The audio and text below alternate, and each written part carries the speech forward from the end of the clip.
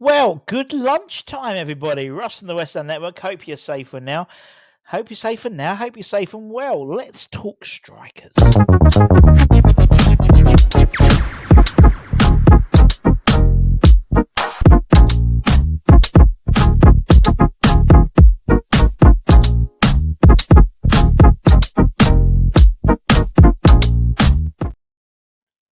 Having a little bop there. Russ and the West End Network. Hope you are all safe and well, my friends.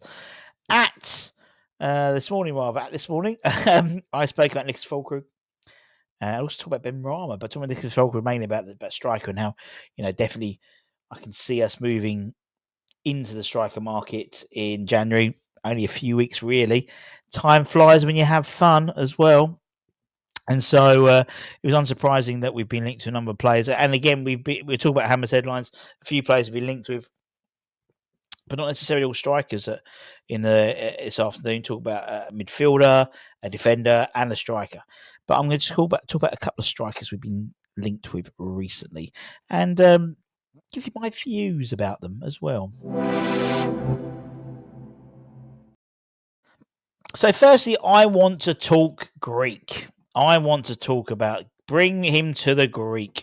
Now, obviously, part of our sort of MO a little bit is looking at maybe players, and I know there's been a recent report that we're looking at championship players and stuff, but part of Tim Steiden's MO then is looking for players probably below the radar a little bit. And so it's not that surprising that we've been linked with this gentleman, the young centre forward, Stefanis Tismas. Definitely not how you pronounce it.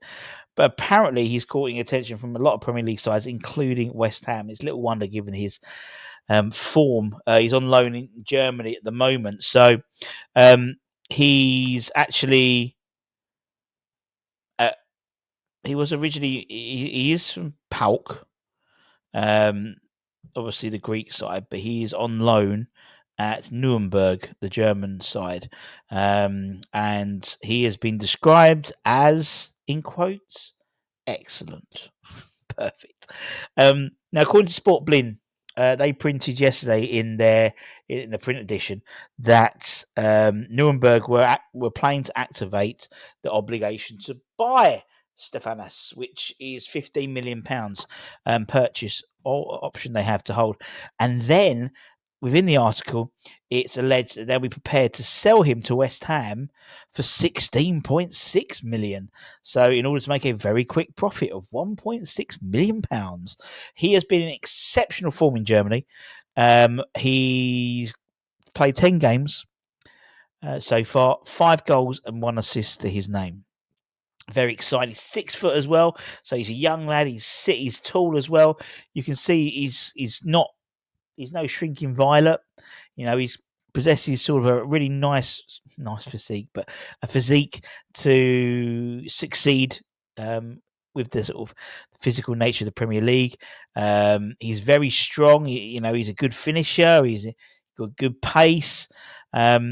And it's definitely someone that I can see us putting some money behind, whether it's this summer or it's the winter first or the summer is up for debate. It could be, to be honest, one that we look at the summer because they would have to do a lot of jiggery pokery in terms of buying and selling the player, and they're still in the beginning bits of the season, in all honesty, in terms of Nuremberg. So whether they'll be willing to pay £15 million and then 16 points, it's a little bit sort of muddied the water.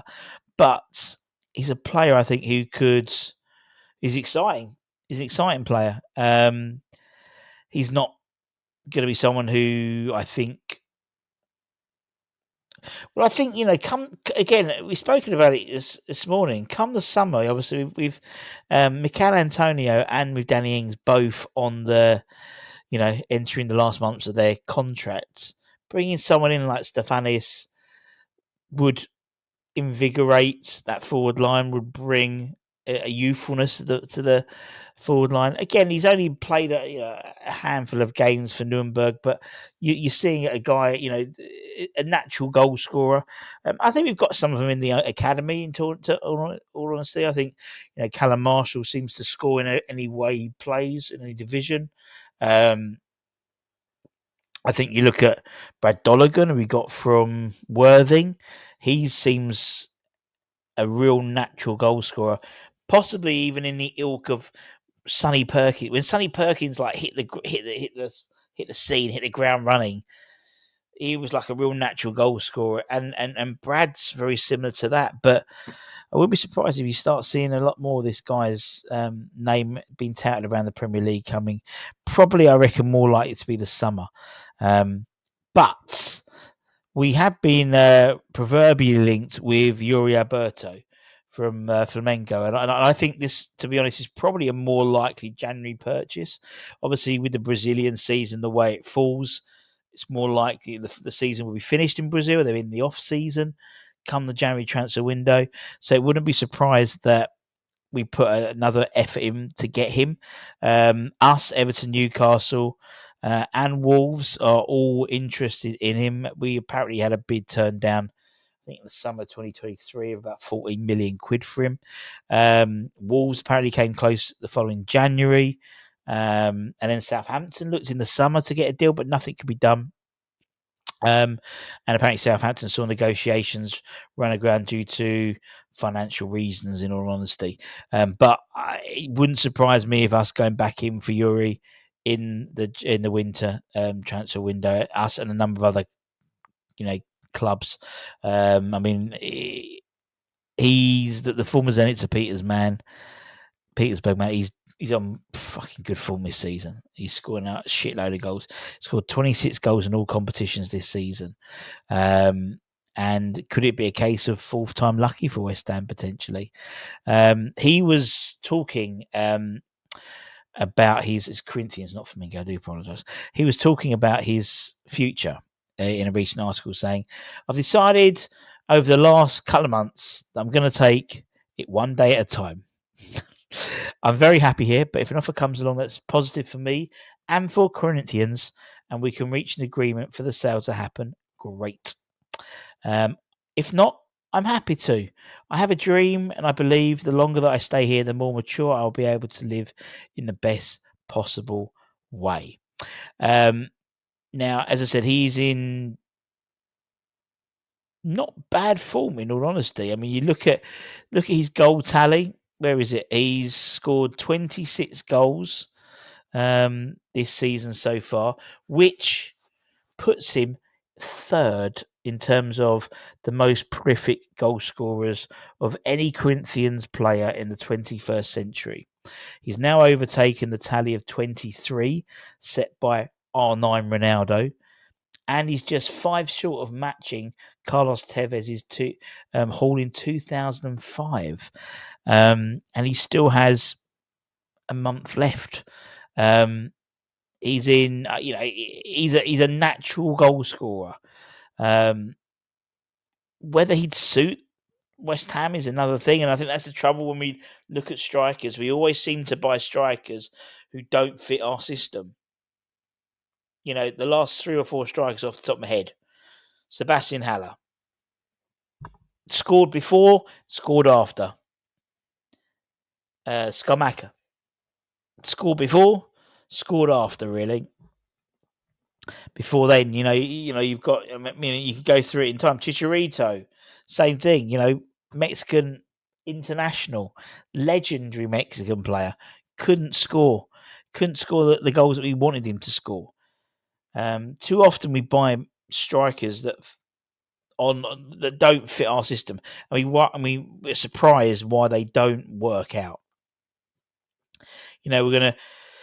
We've talked about Nicholas Volkrug. If that's the sort of you got to think Antonio, that type of, they're big lumps up front, and I think looking at being linked to guys like Randall from PSG, he's a big lad. Looking at someone like Alexander Zorloff from Atletico Madrid, big lad as well. You could see particularly on loan.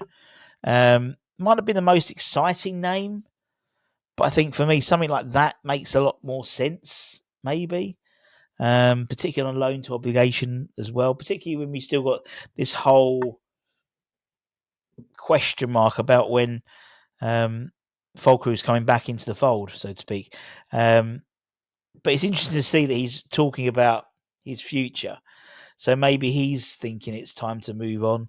I don't know.